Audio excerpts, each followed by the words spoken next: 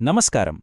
ఎప్పుడైనా మీరు ఎటూ పాలుపోని అసలు పరిష్కారమే లేదనిపించే ఒక చిక్కు సమస్యలో పడ్డారా? అయితే ఈనాటి మన విశ్లేషణ ఖచ్చితంగా మీకోసమే. ఈరోజు మనం ప్రాచీన భారతదేశపు సాంప్రదాయ కథకుడి పాత్రలోకి అడుగుపెడుతూ పంచతంత్రంలోని ఒక అద్భుతమైన కథను విశ్లేషించబోతున్నాం. ఈ కథ కాలక్షేపానికి చెప్పే మామూలు కథ కాదు సుమా.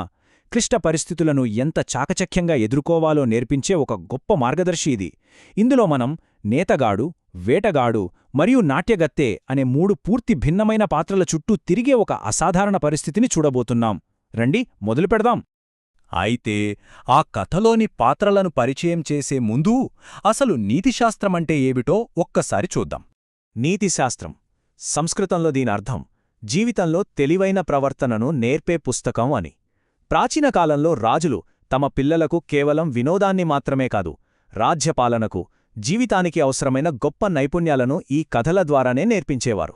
ఈ ప్రాచీన శాస్త్రమనేది నిజ జీవితంలో ఎదురయ్యే సవాళ్లను ఎలా ఎదుర్కోవాలో తెలిపే ఒక అద్భుతమైన గైడ్లాంటిది. వ్యక్తుల మనస్తత్వాలను ఎలా అర్థం చేసుకోవాలి, నమ్మకమైన స్నేహితులను ఎలా ఎంచుకోవాలి, ఈ మోసపూరిత ప్రపంచంలో గుంతల్లో పడకుండా అడుగడుగునా ఎలా జాగ్రత్త పడాలో నేర్పే అమూల్యమైన జ్ఞానం ఇందులో ఉంది. అసలు పంచతంత్రం ముఖ్య ఉద్దేశ్యమంతా ఈ ఒక్క మాటలో దాగి ఉంది: సమస్యలను చాకచక్యం మరియు వివేకంతో ఎదుర్కోవాలి. అవును, కష్టాలను జయించడానికి ఎప్పుడూ కండబలం లేదా ఆయుధాలు ఉండక్కర్లేదు. కొంచెం సమయస్ఫూర్తి, తెలివితేటలు, మన దగ్గరున్న వనరులను వాడుకునే నేర్పుంటే చాలు కదా. ఎంతటి కష్టాన్నైనా కేవలం బుద్ధిబలంతో జయించవచ్చని ఇది స్పష్టం చేస్తుంది.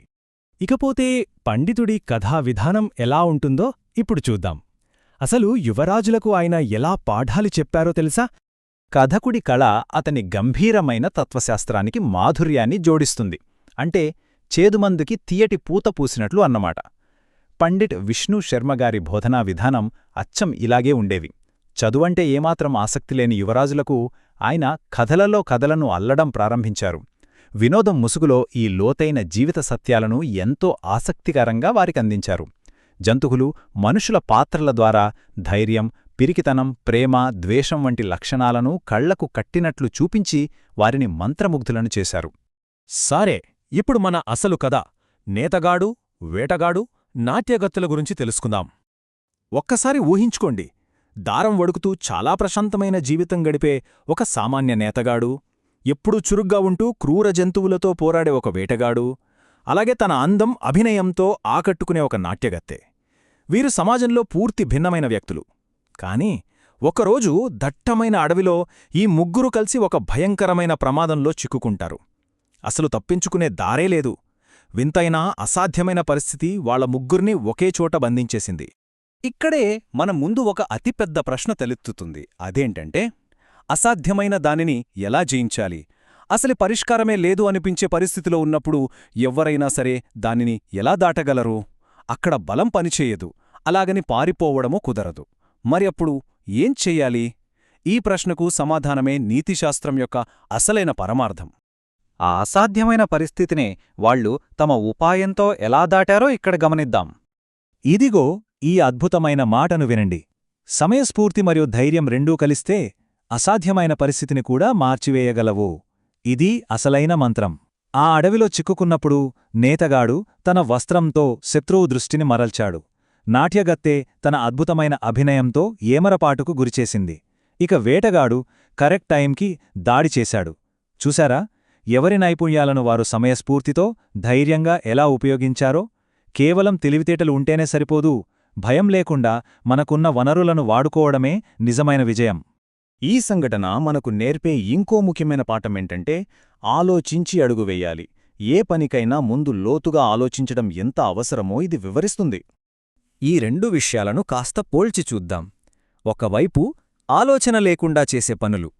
పంచతంత్రంలోని నలుగురు మూర్ఖ పండితుల కథ మీకు గుర్తుండే ఉంటుంది కదా. ఏమాత్రం ఆలోచించకుండా ప్రాణం లేని సింహానికి ప్రాణం పోసి తమ ప్రాణాల మీదికే తెచ్చుకున్నారు. కేవలం తమ విద్యను ప్రదర్శించాలనే ఆ తొందరపాటు వినాశనానికి దారితీసింది. మరోవైపు ఈ ముగ్గురూ కలిసి ప్రదర్శించిన సమయస్ఫూర్తి, ధైర్యముంది చూశారా, అది ఎంతటి అసాధ్యమైన పరిస్థితులనైనా సరే చిత్తుచేసి విజయాన్ని అందిస్తుంది. సరే, ఇప్పుడు ఈ విజయ వ్యూహాన్నే ఒక 3 సింపుల్ స్టెప్స్లో అర్థం చేసుకుందామా? తెలివైన ప్రవర్తనను సాధించే మార్గాలు ఇవే. మొదటిది, ఏదైనా కష్టం ఎదురైనప్పుడు అనవసరంగా భయపడిపోకుండా ఆ పరిస్థితిని ప్రశాంతంగా అంచనా వేయడం. రెండవది, మన చుట్టూ ఉన్న వనరులను ఉపయోగించి ఒక తెలివైన వ్యూహాన్ని అంటే ఒక ఉపాయాన్ని ఆలోచించడం. ఇక మూడవది, ఎంచుకున్న ఆ వ్యూహాన్ని ఏమాత్రం వెనుకాడకుండా ఎంతో ధైర్యంగా అమలు చేయడం. నిజానికి ఈ 3 దశలే నీతిశాస్త్రం యొక్క సారాంశమంతా. మనం ఈనాటి విశ్లేషణ ముగింపుకు చేరుకుంటున్నాం. అయితే వెళ్లే ముందు ఒక ముఖ్యమైన విషయం గురించి ఆలోచించండి. ప్రాచీన కాలపు పాత్రలాగానే ఈ రోజుల్లో మనం ఎదుర్కొనే కష్టాలను, సవాళ్లను జయించడానికి ఈ సమయస్ఫూర్తి మరియు ధైర్యం అనే వ్యూహాన్ని మీరు ఎలా ఉపయోగించుకుంటారో, మీ దైనందిన జీవితంలో ఎదురయ్యే తదుపరి అసాధ్యమైన పరిస్థితిని జయించడానికి ఈ నీతిశాస్త్రం ఖచ్చితంగా మీకొక ఆయుధంలా ఉపయోగపడుతుంది. ఈసారి సమస్య వస్తే పానిక్ అవ్వకండి. ముందే ఆలోచించండి. వ్యూహాన్ని సిద్ధం చేసుకోండి. ఉంటాను.